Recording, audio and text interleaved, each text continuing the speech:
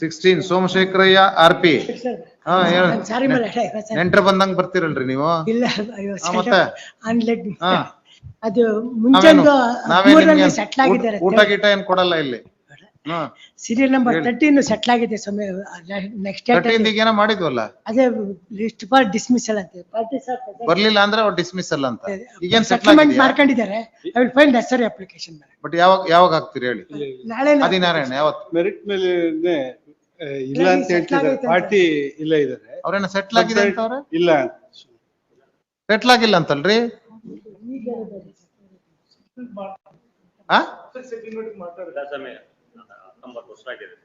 ಮಾಡ್ಕೊಂಡಿಲ್ಲ ಮತ್ತೇನ್ರಿ.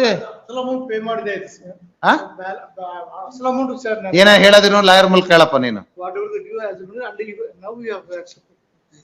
ಏನಂತ ಅವರು ಎಲ್ಲ ಕೊಟ್ಬಿಟ್ಟಿದ್ದಾರೆ, ಮಾತಾಡ್ತೀನಿ ಅಂತ ಹೇಳ್ತಾವ್ರಿ. ಮಾತಾಡ್ತೀನಿ ಅಲ್ಲ, ನೀವೇನ್ ಹೇಳಿದ್ರಿ ಈಗ ಸೆಟ್ಲ್ಮೆಂಟ್ ಆಗೋಗಿದೆ ಅಂದ್ರೆ.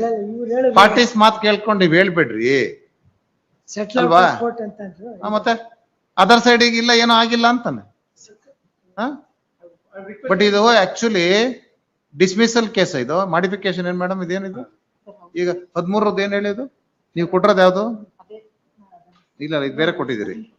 ಹಾ ಸೋಮಶೇಖರಯ್ಯ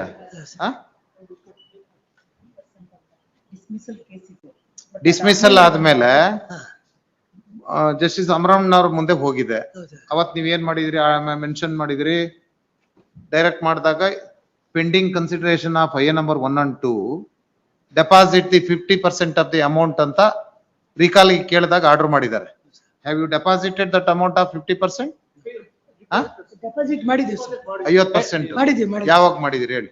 19 ನಲ್ಲಿ ಮಾಡಿದ್ವಿ. ಸುಳ್ಳೆಲ್ಲ ಹೇಳ್ಬೇಡ. 17 ಲಕ್ಷ ಆಗಿದೆ. ಅವ್ನು ಸ್ವಲ್ಪ ಸುಮ್ನೆ ನಿಂತ್ಕೊಳಕ್ ಹೇಳ್ರಿ ನಿಮ್ ಕ್ಲೈಂಟ್ಗೆ.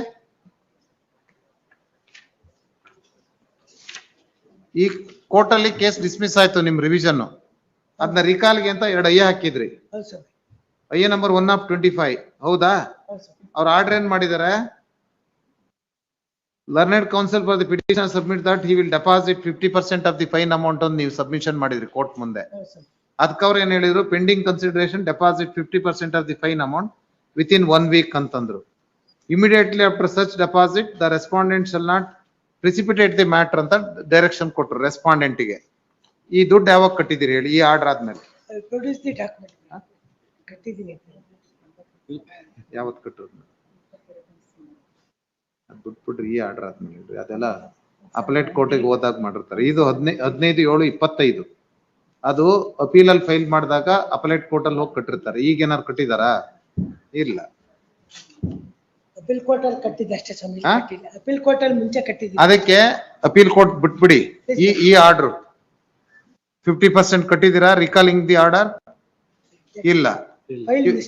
Your revision goes, that's all. Already revision dismiss ಆಗಿದೆ. ರಿಕಾಲಿಂಗ್ ಗೆ 50% ಕಟ್ಟಬೇಕು ಅಂತ ನೀವೇ ಮಾಡಿದಿರಿ. ಕಟ್ತೀವಿ 50% ಅಂತ, ಕಟ್ಟಿಲ್ಲ. ಆರ್ಡರ್ ಮೇಲೆ ಪೆಂಡಿಂಗ್ ಕನ್ಸಿಡರೇಷನ್. ಈಗ 50% ಕಟ್ಲಿಲ್ಲ. IA also dismissed, that's all. ಮತ್ತೆ ಮಾಡಿ ಆಮೇಲೆ IA 1/25 is filed for modification of the order dated 15/7/25.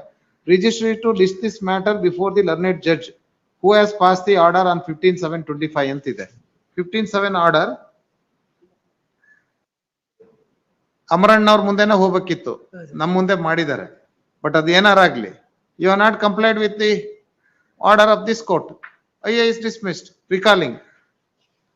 Settlement ಮಾಡ್ಕೊಂತೀವಿ ಸರ್ ಪಾರ್ಟಿಗೆ. ಯಾವ ಸೆಟಲ್ಮೆಂಟ್? ನಿಮ್ಮ ಮಾಡ್ತಾ ಇಲ್ಲ, ಮಾತಾಡ್ತಾ ಇಲ್ಲ. ಅವ್ರು ಯಾರು ಹೋಗ್ತಾ ಇಲ್ಲ. ಮಾತಾಡ್ತೀವಿ ಸರ್. ಮಾತಾಡಿ. ಈಗ ಹೊರಗಡೆ ಡೇಟ್ ಕೊಟ್ಟಿದ್ದೀನಿ, ಮಾತಾಡ್ಬಿಟ್ಟು ಏನ್ ಹೇಳಿ pass over.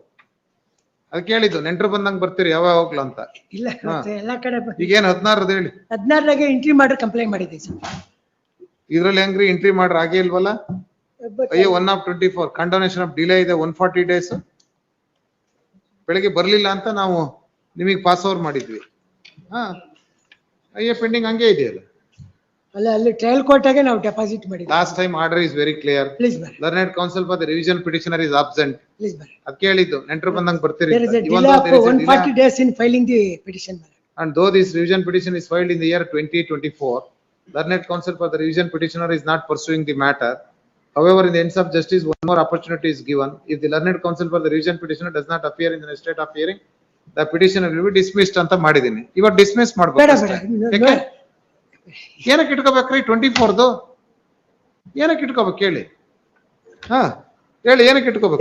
delay 140 days in filing the petition. ಹೌದು. ನೋಟಿಸ್ ಇನ್ನೂ ಹೋಗಿಲ್ಲ, ನೋಟಿಸ್ ಆರ್ಡರ್. ಹಾ ನೋಟಿಸ್ ಆರ್ಡರ್. ನೋಟಿಸ್ ಎಲ್ಲ ಕೊಡೋದಿಲ್ಲ ರಿವಿಷನ್ ಪಿಟಿಷನ್ ಅಲ್ಲಿ. ಏನಕ್ಕೆ ಕೊಡ್ಬೇಕು? ಗ್ರೌಂಡ್ ಇದ್ರೆ ಮಾತ್ರ ಕೊಡ್ಬೇಕು. 3ನೇ ಕೋರ್ಟ್ ಇದು, ಹೌದಾ? ನಿಮ್ ಚೆಕ್ ಬೌನ್ಸ್ ಕೇಸ್ಗೆ ಅಲ್ಲಿ ಟ್ರಯಲ್ ಕೋರ್ಟ್ಗೆ ಸಬ್ಜೆಕ್ಟ್ ಎಂಟ್ರಿ ಮಾಡಿದ ಮೇಲೆ ದೇವ್ ಡೆಪಾಸಿಟ್. ಪೇಜ್ ನಂಬರ್ 41 ಹೋಗಿ ಮೆರಿಟ್ ಮೇಲೆ ಹೇಳಿ. ಈಗ paragraph number 11p. Accused has taken the defense that the present check has been lost. Accordingly, one Belagamma has lodged the complaint in the present case and perusal of the material available on record. The accused has not made any attempt to produce the document before the court to show that exhibit P1 was lost by one, Begalamma. Accordingly, she has lodged the complaint. In the absence of documents and evidence of one Belagamma, the court cannot accept the defense taken by the accused in the cross examination of PW1. PW1 admitted that Mangalamma is his daughter and he handed over the amount of rupees 4 lakh to the accused in the house of Mangalamma in Mysore. But in the present case, in order to prove the said contentions, he has not called any witness before the court to prove the same. Nothing is elicited in the cross examination of PW1.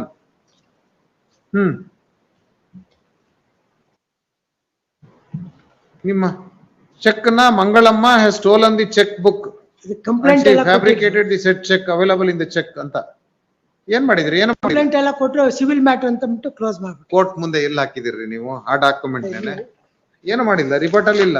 Report ಅಲ್ಲಿ ಇಲ್ಲ. No ground. ಮತ್ತೇನೇನ್ ಮಾಡು ಕೇಳಿ. Case ಇಟ್ಕೊಂಡು ಏನ್ ಮಾಡು?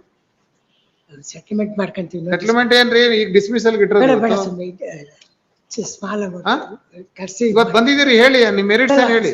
Party ಕರ್ಸಿ ಅದನ್ನ. ಇವತ್ತು ಡಿಸ್ಮಿಸಲ್ ಇಟ್ಟಿದೀವಿ, ನೀವು ಮೆರಿಟ್ಸ್ ಮೇಲೆ ಹೇಳಿ ಕೇಸ್ ಏನಿದೆ ಅಂತ. ಇಟ್ ಮೇಲೆ ಸೆಟ್ಲ್ ಆಗಂತದ್ದು ಮಾಡಿ. ಸೆಟ್ಲ್ ಆಗಂತಂದ್ರೆ ನಾವು ನೋಟಿಸ್ ಕೊಡಲ್ಲ. ಕಂಪ್ಲೇಂಟ್ ನ ಕರ್ಸ್ಕೊಂಡು ಯಾಕೆ ನೋಟಿಸ್ ಕೊಡಬೇಕು? ಅವರು ಇನ್ನೊಬ್ರು ಲಾಯರ್ ನ ಅಲಿಬೇಕಿಲ್ಲ ಬೆಂಗಳೂರಲ್ಲಿ. ನೋಟಿಸ್ ಕೊಟ್ಟರೆ ಹೈಕೋರ್ಟ್ ಅಡ್ವೊಕೇಟ್ಸ್ ಗಳಲ್ಲಿ ಹೆಂಗೆ ನಿಮ್ಗೆ ಗೊತ್ತು? ಅಲ್ಲ ನೋಟಿಸ್ ಕೊಟ್ಟರೆ ಬರುತ್ತೆ sir. Notice. No notice, no case.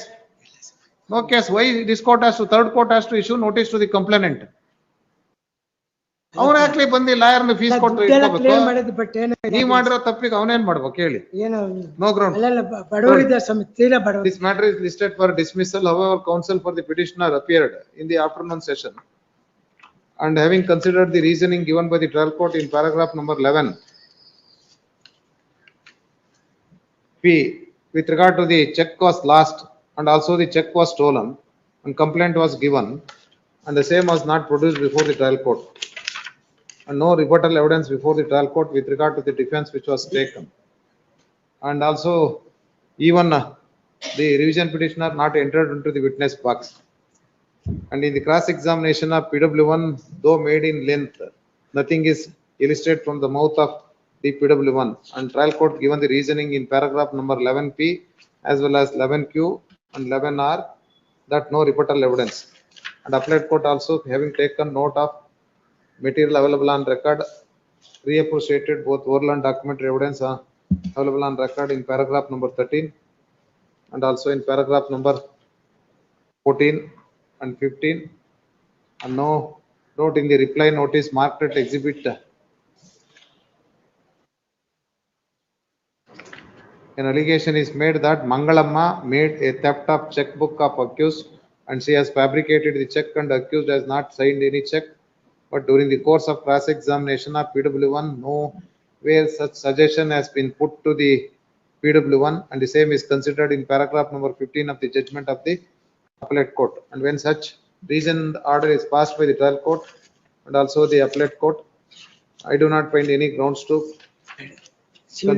consider the revision petition unless the reasoning of the trial court and appellate court suffers from its legality and correctness and hence no ground is made out to entertain the revision petition and hence revision petition is dismissed. Notice ಕೊಟ್ಟರೆ ಕರ್ಸ್ಬಿಟ್ಟೇನೋ ಹೇಳಿದೆ ನಿಮಗೆ 3 ಸರಿ ಅದನ್ನ ಹೇಳಿದೆ no ground ಅಂತ. ಮತ್ತೆ notice ಕೊಡೋ ಪ್ರಶ್ನೆ ಇಲ್ಲ ಹೇಳಿ. ಇದು 3ನೇ ಕೋರ್ಟ್. ಗೊತ್ತಾಯ್ತು. ಈಗ ಬಂದ್ರೆ ಇಲ್ಲೇನ ಮಾಡಿದ್ದು ಏನ್ ಮಾಡ್ತೀರಿ? ನೀವೇನು ಮಾಡಿಲ್ವಲ್ಲ, ನೀವೇನು ಮಾಡೇ ಇಲ್ವಲ್ರಿ ಟ್ರಯಲ್ ಕೋರ್ಟ್ ಅಲ್ಲಿ. ಅಲ್ಲ ಹೌಸ್ ವೈಫ್ ಸ್ವಾಮಿ, ಏನ್ ಮಾಡಕ್ಕ ಹೌಸ್ ವೈಫ್ ಅವ್ರಿಗೆ ಕಸ್ಟಡಿಗೆ ತಗೊಂಡ್ಬಿಡ್ತಾರೆ. ತಗೋಬೇಕು, ಅಲ್ಲ ದುಡ್ಡು ಕಟ್ಟಲಿಲ್ಲ ಅಂದ್ರೆ ತಗೊಳ್ಬೇಕು. ಅವ್ರು ಹೆಂಗಸ್ರೇನೋ ಮಾಡ್ಕೊಂಡೈತೆ ಸ್ವಾಮಿ ಮನೇಲಿ. ಹೆಂಗುಸ್ರು ಏನು ಮಾಡ್ಕೊಂಡಿಲ್ಲ. ಅವ್ರೇನೋ ದುಡ್ಡೆಲ್ಲ ತಗೊಂಡೇನೋ ಮಾಡಿರ್ತಾರೆ, ಈಗ ಕೆಳಗ್ ಬಂದ್ಬಿಡ್ತೈತೆ. ಏನಿಲ್ಲ ಕೇಸ್ ಅಲ್ಲ, notice, at least don't notice. Waste the time of the court. ಹೇಳಿದ್ನಲ್ಲ, ನೋಟಿಸ್ ಮಾಡೋ ಸರ್. No notice. ಮೆರಿಟ್ ಮೇಲೆ ಆರ್ಡರ್ ಮಾಡಿದ್ಮೇಲೆ ಎಂತದ್ರಿ ಮತ್ತೆ? ಅದು ಅಯ್ಯೋ ರಾಮ, ಅಲ್ಲ, ಬಡವರಿದ್ದಾರೆ, ತೀರಾ ಬಡವರು, ಹೌಸ್ ವೈಫ್. ಎಲ್ಲಾ ಬಡವರೇ ರೀ ದೇಶದಲ್ಲಿ. ನೋಟಿಸ್ ಹೋದ್ರೆ ಬಂದ್ರೆ ಅಟ್ಲೀಸ್ಟ್ ಏನಾದ್ರು ಮಾಡ್ತೀವಿ. ಅವನು ಬಡವ, ಕಂಪ್ಲೇಂಟ್, ಅದಕ್ಕೆ ಸ್ವಾಮಿ ವಿತ್ ಇಂಟ್ರೆಸ್ಟ್ ಚೆಕ್ ಕೊಟ್ಬಿಟ್ಟಿದೆ. ಬೌನ್ಸ್ ಕೇಸ್ ಹಾಕೊಂಡು ಎಷ್ಟು ವರ್ಷ ಆಯ್ತು ಅವ್ನ್ ಕೇಸ್ ಹಾಕಿ? 10 ವರ್ಷ ಆಯ್ತು, 12 ವರ್ಷ ಇಂಟ್ರೆಸ್ಟ್ ಆಯ್ತು. ಕೊಟ್ಬಿಟ್ಟು ಏನೋ ಮಾಡ್ತೀವಿ. ಯಾವ ಇಂಟ್ರೆಸ್ಟ್ ಇಲ್ಲ, ಏನಿಲ್ಲ. ಆಯ್ತು, ಇಲ್ಲೋರ್ಲೆ ಕಸ್ಟಡಿ no. ಹೌಸ್ ವೈಫ್ ಇದ್ದಾರೆ. ನಾನ್ ಗ್ರೌಂಡ್ಸ್ ಇಲ್ಲ ಅಂದ್ರೆ ಯಾವ ರಿವಿಷನ್ ಅಲ್ಲೂ ಕಂಪ್ಲೇಂಟಿಂಗ್ ನೋಟಿಸ್ ಆರ್ಡರ್ ಮಾಡಲ್ಲ. ಕೇಸ್ ಏನಾರು ಇದ್ರೆ ಮಾತ್ರ, ಇಲ್ದವ್ರು ಇಲ್ಲ. 3ನೇ ಕೋರ್ಟ್ ಏನು ಮಾಡಿಲ್ಲ, ನೀವು ಏನು ಕೊಡ್ಬೇಕು? ಹೈಕೋರ್ಟ್ ನ ದಾಳ ಮಾಡ್ಕೊಂಡು ಹೆರಾಸ್ ಮಾಡೋದ್ ಬೇಡ ಪಾರ್ಟೀಸ್ ಗಳಿಗೆ, ಆಯ್ತಾ? Next 19 Siddharth Sunil.